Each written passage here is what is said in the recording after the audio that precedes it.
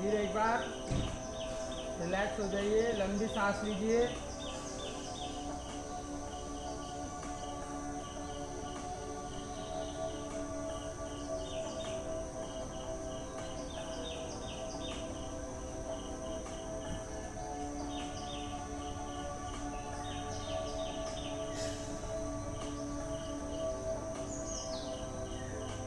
शुरू करेंगे दोबारा।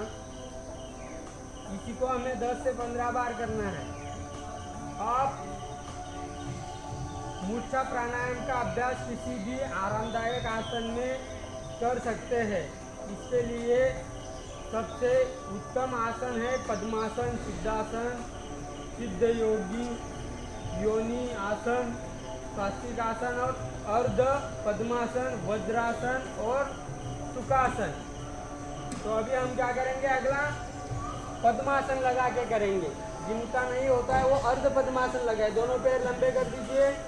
वैसे बाएं पैर को क्या है, दाहिने पैर को बाएं जंघा पे और बाएं पैर को दाहिने जंघा पे ऐसे रखिए। जिससे पद्मासन नहीं होता है वो सुखासन में बैठे, सुखासन नहीं होता है वज्रासन में बैठे, वज्रासन नहीं होता है सिद्धासन में बैठे, है ना। बहुत बढ़िया। अर्ध पद्मासन लगाइए। एक पैर ऊपर रखिए, नहीं होगा, ठीक है। सुखासन में बैठिए, दोनों हाथ स्टैंड पोजीशन में ऐसे। अभी यही से क्या करना है, श्वास को लेना है।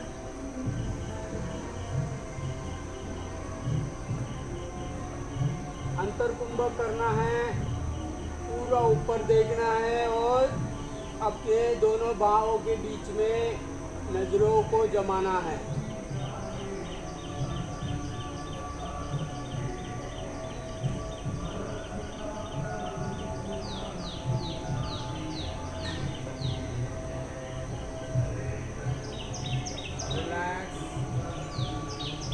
दोबारा करेंगे, शुरू करें। मेरुदंड को एकदम सीधा रखते हैं, संपूर्ण शरीर को शिथिल बनाते हैं। आंखें बंद कर श्वास अंदर खींचते हैं, फिर धीरे धीरे सिर को ऊपर उठाया जाता है। शुरू करें, आंखें बंद कर श्वास लेना है ऐसे।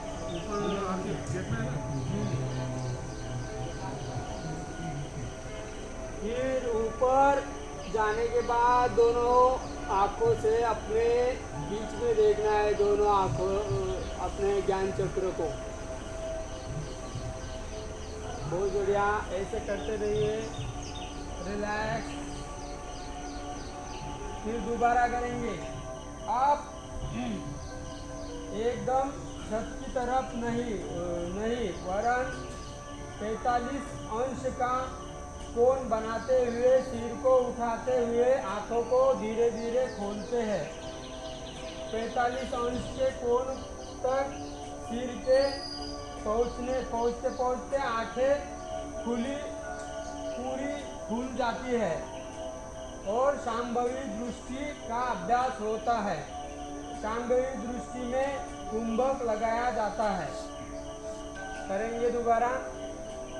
आप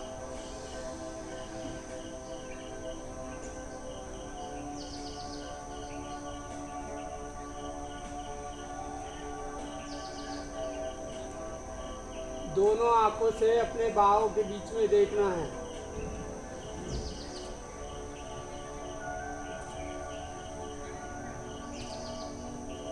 रिलैक्स, धीरे धीरे डाउन। फिर करेंगे दोबारा। अप,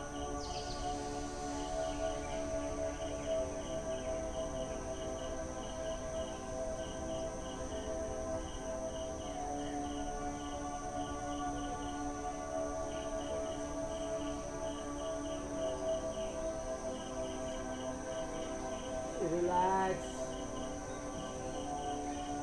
ऐसे करते रहिए और 5 बार।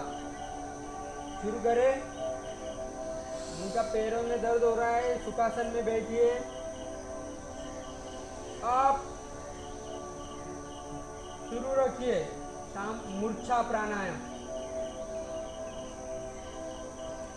इसकी अवधि है मूर्छा प्राणायाम से अधिक लाभ पाने हेतु इसका अभ्यास दीर्घ काल तक किया जाना चाहिए, जैसे दिन में 1 घंटा या उससे भी अधिक।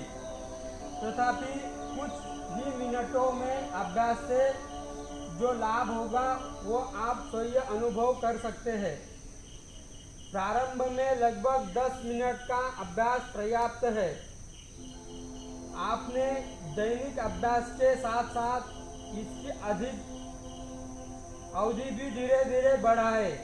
प्रत्येक आवृत्ति अधिक से अधिक समय तक करें। शुरू रखें। आप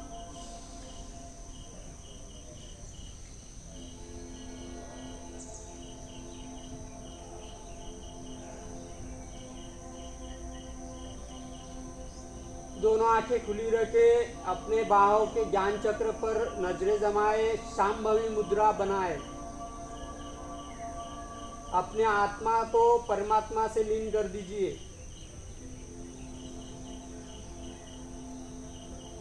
रिलैक्स, बहुत बढ़िया। डाउन, धीरे धीरे डाउन करें।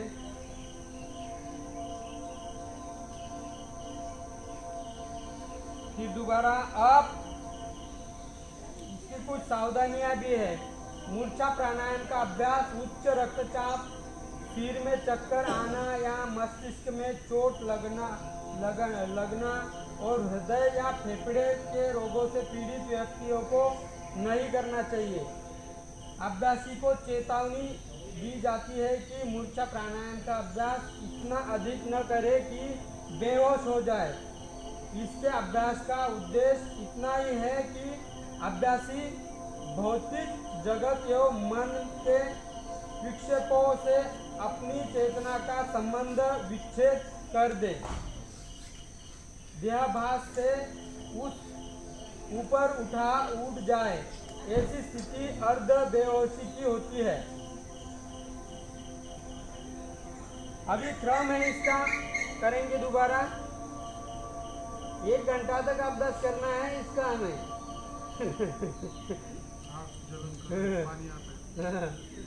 तो हम 1 घंटा तो नहीं करेंगे, लेकिन 10-15 मिनट तो कर ले। 10 मिनट है ना। हाँ, शुरू करेंगे दोबारा। दोनों हाथ ऐसे स्टैंड पोजीशन में रखे, सीधे, और अब लंबी सांस लीजिए। दोनों आंखें बंद करना है सांस लेते समय से। जैसे गर्दन ऊपर जाती है 45 डिग्री में, तो आंखों को खोलना है और पूरा दोनों ज्ञान चक्र को देखना है। अपने आत्मा को परमात्मा से लीन कर देना है। इसी में रहेंगे जब तक हमारी क्षमता हो।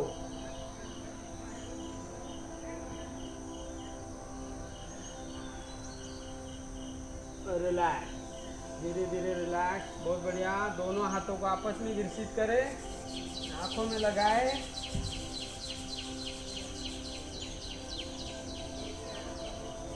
इसका क्रम है मूर्छा प्राणायाम का उत्तम समय आसनों के पश्चात और ध्यानाभ्यास से पहले है। इसका लाभ है, मूर्छा प्राणायाम एक शक्तिशाली अभ्यास है। महर्षि कहते हैं कि जो व्यक्ति इस अभ्यास को सिद्ध कर लेता है वह आत्मानंद की अनुभूति करता है। इसमें जैसे जैसे कुंभक की अवधि बढ़ती है वैसे वैसे आनंद में वृद्धि होती है। इसके अभ्यास से संपूर्ण शरीर और मस्तिष्क को विश्राम मिलता है। शुरू करेंगे दोबारा।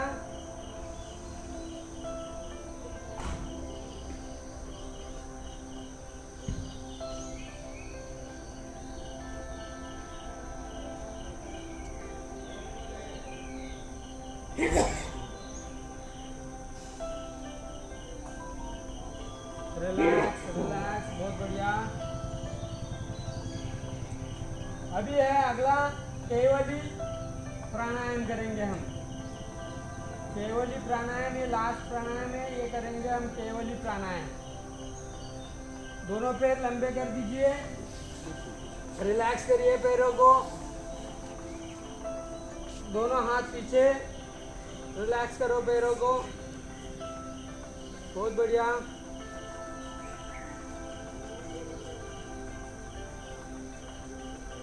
आगे पीछे करें दोनों हाथों को।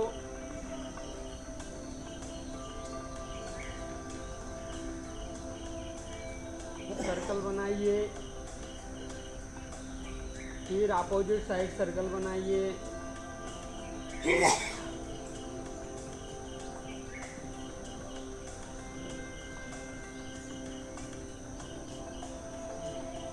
सुखासन में बैठे, दोनों हाथ ध्यान मुद्रा में ध्यान लगाइए। तब तक मैं कैवली प्राणायाम के बारे में आपको बताऊंगा। आप लोग ध्यान मुद्रा में ध्यान लगाइए। जैसे कि मूर्छा प्राणायाम अपना मूर्छा प्राणायाम के बाद हमें क्या करना है, ध्यान करना है। दोनों हाथ ऐसे ध्यान मुद्रा में, कमर गर्दन सीधी, नज़र सामने, दोनों आंखें कोमलता से बंद। अपने ज्ञान चक्र पर ध्यान लगाइए।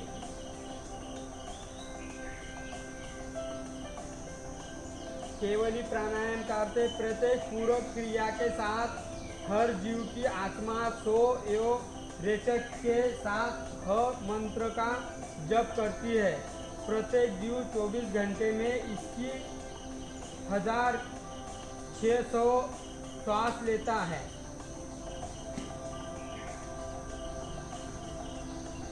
यह दिन रात में श्वासों की संख्या है। इसे ह सो अर्थात विलोम से सोह अजपा गायत्री कहते हैं। प्राणी इसे सदा जपता रहता है।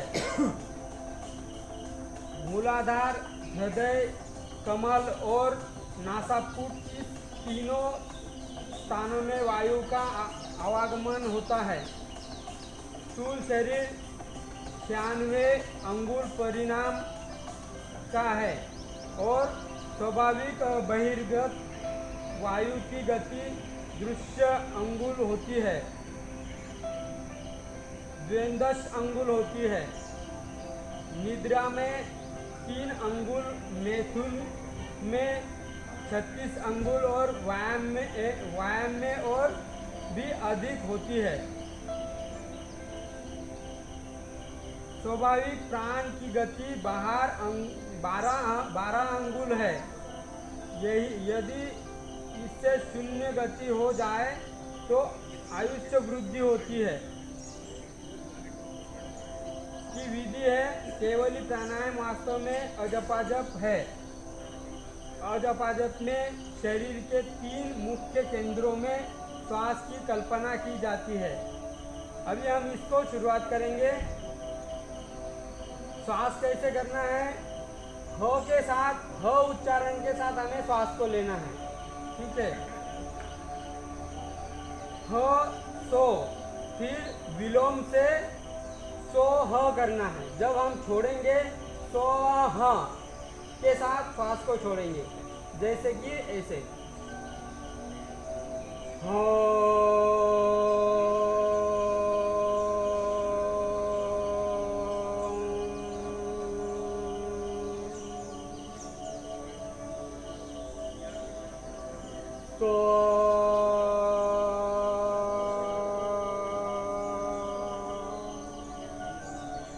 आंखें बंद रहेंगे, आंखें खोलना नहीं। दोनों आंखें कोमलता से बंद। मेरे साथ सभी करेंगे, ह सो का उच्चारण करेंगे। शुरू करें।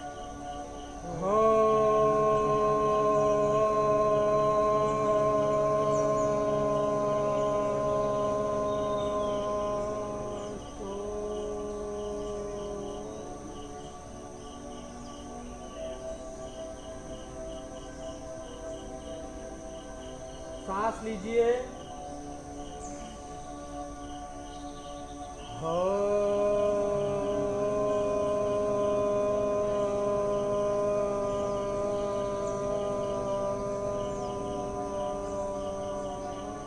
सांस लेते समय सो सो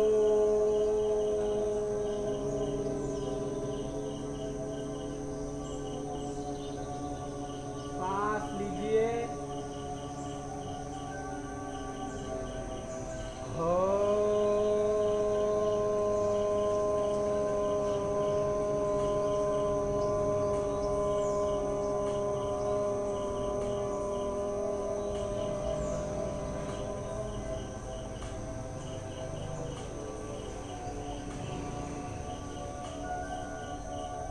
सांस लेते समय सो सो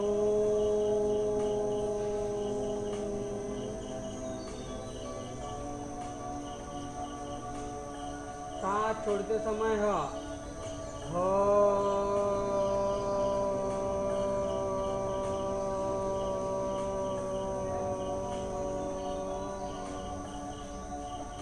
सो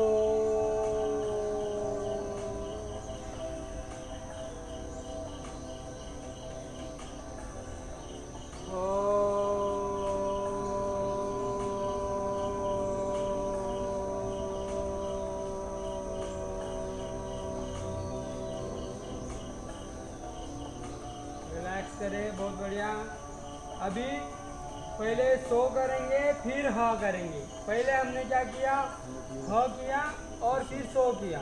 अभी क्या करेंगे, उल्टा करेंगे, सो करेंगे और फिर हा करेंगे। और दोनों के स्वर में तो वायु बाहर ही जा रही है। हाँ, बोलेंगे तो भी वायु बाहर जाएगी। दोनों में वायु बाहर जाएगी, श्वास अपने आप लेना है। ये मतलब सुदर्शन क्रिया वाला ही तो नहीं है?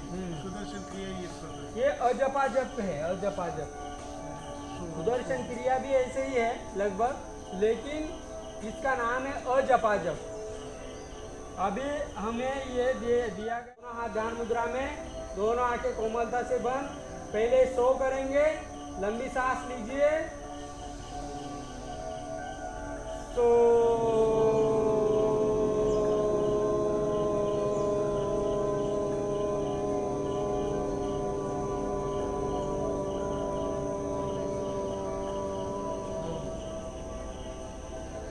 दोबारा सांस लीजिए,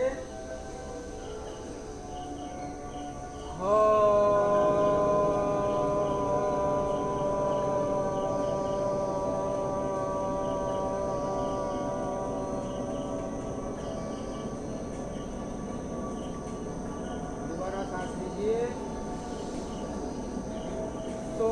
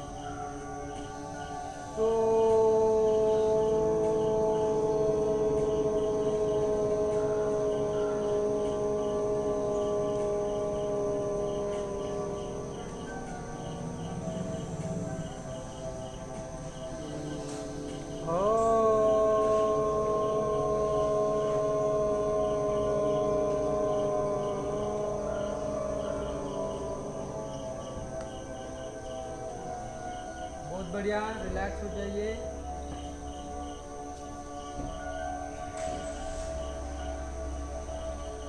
गुरुजी, एक बात बताइए, जो हम लोग का रेस्पिरेशन का क्रिया है, सांस को नॉर्मल हम लेते हैं, वायु अंदर लेते हैं, फिर एयर को बाहर छोड़ देते हैं, ठीक है।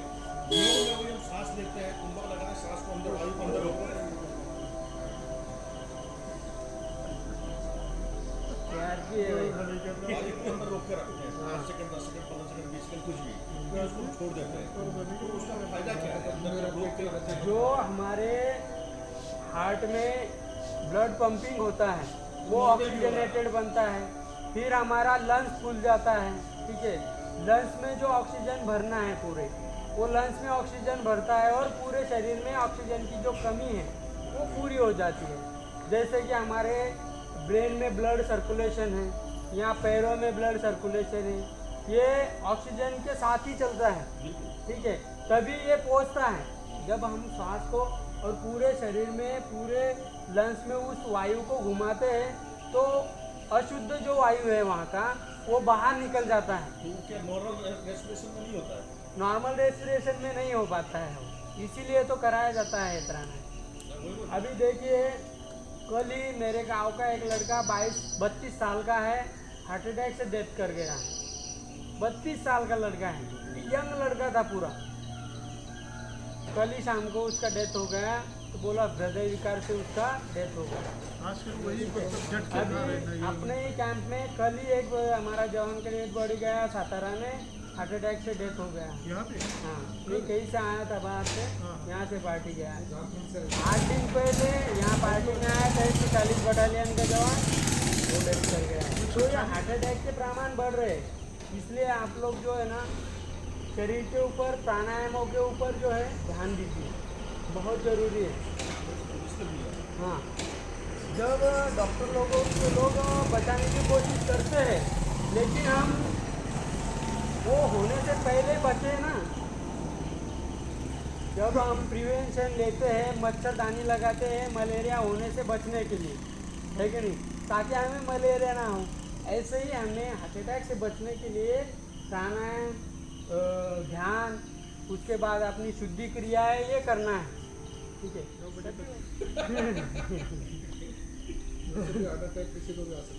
नहीं, वो अब नेचुरल है, अभी वो बच्चों को आ रहा है यार। मैं खुद ताजुब हो गया सब। स्ट्रोक में होता है ना, स्ट्रोक आने से उसको ब्रीदिंग देते हैं, तुरंत ब्रीदिंग देते हैं। तो योग में भी कुछ होगा ना, स्ट्रोक में तो कुछ करते हैं, वो तो अपने आप हो जाएगा, जैसे किसी को ऐसे stroke आ ऐसे गया। कुछ नहीं।